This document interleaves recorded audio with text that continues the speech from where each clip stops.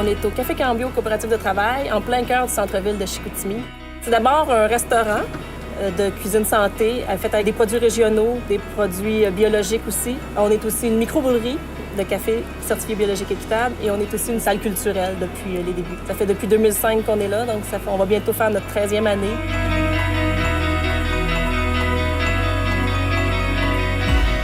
C'est un projet social, c'est un projet écologique qui a pris forme dans les montagnes du Guatemala en 1999.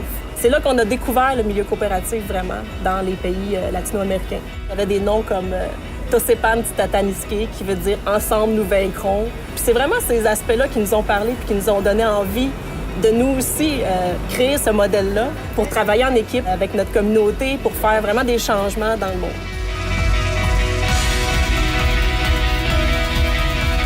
Tout le café qu'on importe est certifié équitable. On l'importe directement des coopératives de producteurs dans plus de 15 pays à travers le monde, plus de 30 coops.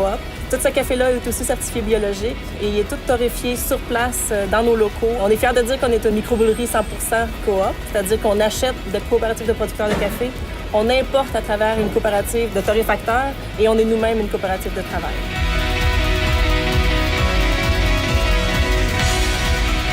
Quand on était à la Tosepan Titataniske au Mexique, on était dans une rencontre de coop. Les producteurs de café se sont levés et ont crié « No aguanto más ». Je ne vais plus endurer ça. Ils se sont levés et c'est ça qui m'a inspiré à faire une coopérative.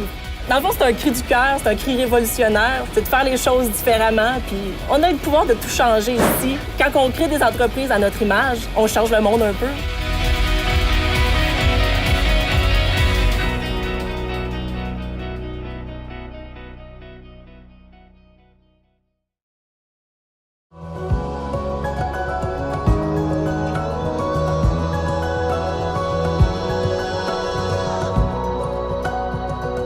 La coopérative est à Lac-Kenogami, qui est une ancienne municipalité, mais qui est annexée maintenant à Ville-Saguenay. C'est un organisme qu'on a souhaité monter pour développer des services de proximité. On n'avait pas accès à grand-chose, sauf un dépanneur.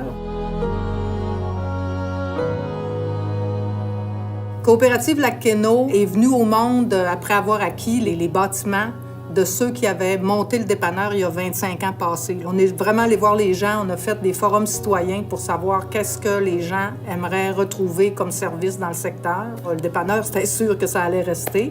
Il y avait aussi une préoccupation envers la santé. Il y a beaucoup de gens qui sont à la retraite, qui habitent ici. Ils ont donc manifesté le désir d'avoir des services en santé. Coop Lac-Keno a des tentacules beaucoup maintenant. On est très étendu.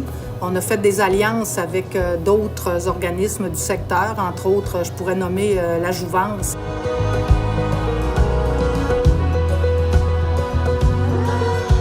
L'important, c'est pas tant de dégager des gros profits. C'est d'être capable de faire bien vivre notre monde puis d'être capable d'avoir suffisamment d'argent pour être capable de supporter les projets qu'on veut mettre au monde. Et le modèle coopératif est un modèle fabuleux parce que t'es comme dans un cocon. Les gens qui décident d'embarquer dans le modèle coopératif, ils sont conscients de qu'est-ce que ça représente puis qu'est-ce que ça veut dire.